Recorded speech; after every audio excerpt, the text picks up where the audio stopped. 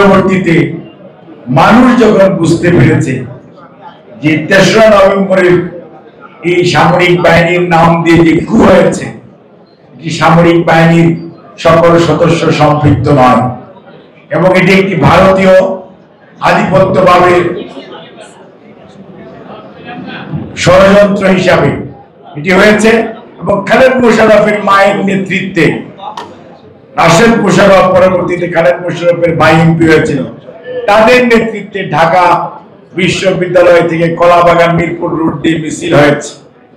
এই আর্মি কুকে সমর্থন করে মানুষ যখন দিবালোকের মতো এটি বুঝতে পারল, তখন এই দেশের স্বাধীনতাকামী মানুষ এবং সেনাবাহিনীর দেশপ্রেমিক সদস্যরা রাস্তায় নেমে আসলেন, যেটি আপনাদের বক্তা বলেছেন ৬ তারিখ মধ্যরাত্রের পরে, এবং তার মাধ্যমেই ওই সিপাহী জনতার বিপ্লব, যেটা দেশপ্রেমের টানে উজ্জীবিত, দেশপ্রেমের জন্য, দেশের স্বাধীনতা সার্বভৌমত্ব রক্ষার জন্য সিপাহী জনতা একাকার হয়ে স্বাধীনতার ঘোষক শহীদ রাষ্ট্রপতি জিয়াউর রহমানকে ওনার মইনুল রোডের বাসা থেকে মুক্ত করে সেকেন্ড বেঙ্গল রেজিমেন্টে নিয়ে চলে গেলেন।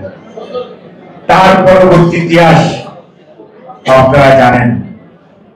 এবং এই যে জনতার ঐক্য, যখন দেশের বিরুদ্ধে যখনই কোনো ষড়যন্ত্র হয়েছে, মানুষ কিন্তু নেতারা দায়ী করুক, মানুষ কিন্তু ঐক্যবদ্ধ থেকে দেশের পাশে থেকেছে।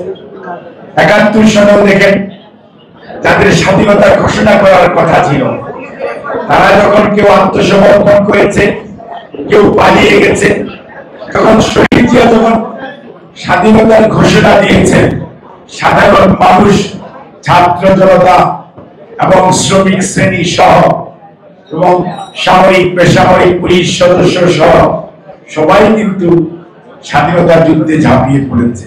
ঠিক একইভাবে ৬ নভেম্বর মধ্যরাত্র অর্থাৎ ৭ই নভেম্বরে এই দেশের মানুষ দেশের স্বাধীনতা এবং সার্বভৌমত্ব রক্ষার জন্য ঐক্যবদ্ধভাবে রাস্তায় নেমে এসছে। ষড়যন্ত্রকারীরা পরাভূত হয়েছে।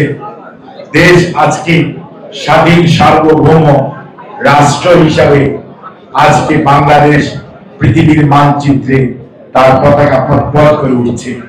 এটি ওই দিনে ওই সময়ের সিদ্ধান্ত এবং জিয়াউর রহমানকে বন্দি দশা থেকে এনে এই জাতিকে নেতৃত্ব দেওয়ার দায়িত্ব দিয়েছে সেই সিপাহী জনতা।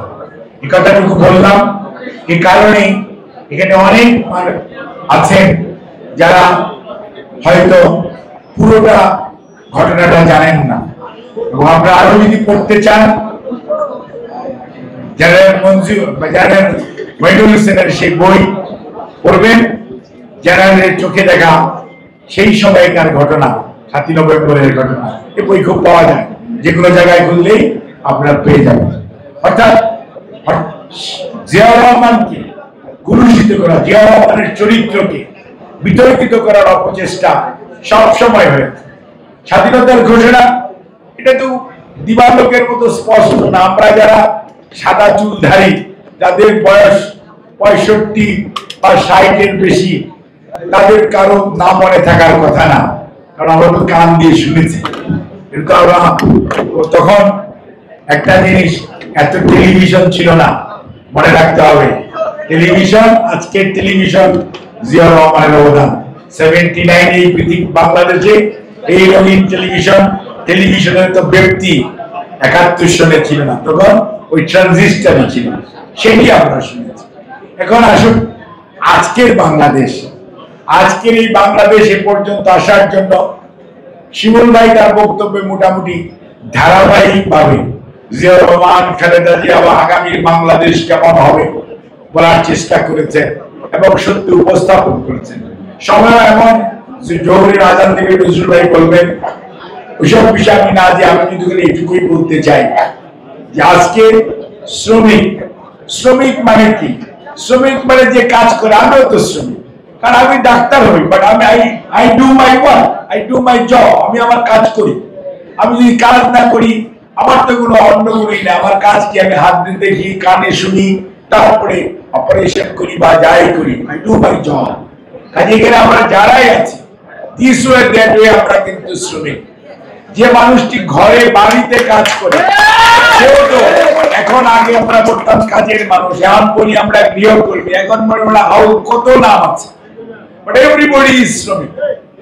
এই যে সাংবাদিকরা কাজ করতেছেন, সাংবাদিক ওনার পেশা, বাট দে আর অলসো শ্রমিক, they are doing their job, they are doing their job.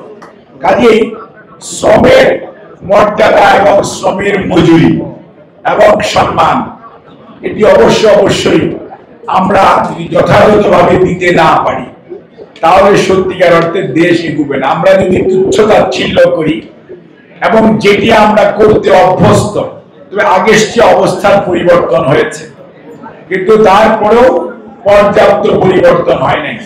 তাই আমরা মনে করি যে শ্রমজীবী মানুষ যারা আমরা, আপনারা সহ, আমরা যারা এখানে নাই, যারা বাইরে আছে তারা সহ, এই শ্রমজীবী মানুষকে যদি আমরা যথাযথ সম্মান এবং শ্রদ্ধা এবং তাদের যে ন্যায়সঙ্গত মজুরি এবং শ্রমিকের শ্রমের কাজ করার যে পরিবেশ, এটা যদি আমরা সুনিশ্চিত করতে না পারি তাহলে একটা শ্রমিকের স্বাস্থ্য ভালো থাকবে না, কাজ করতে পারবে না।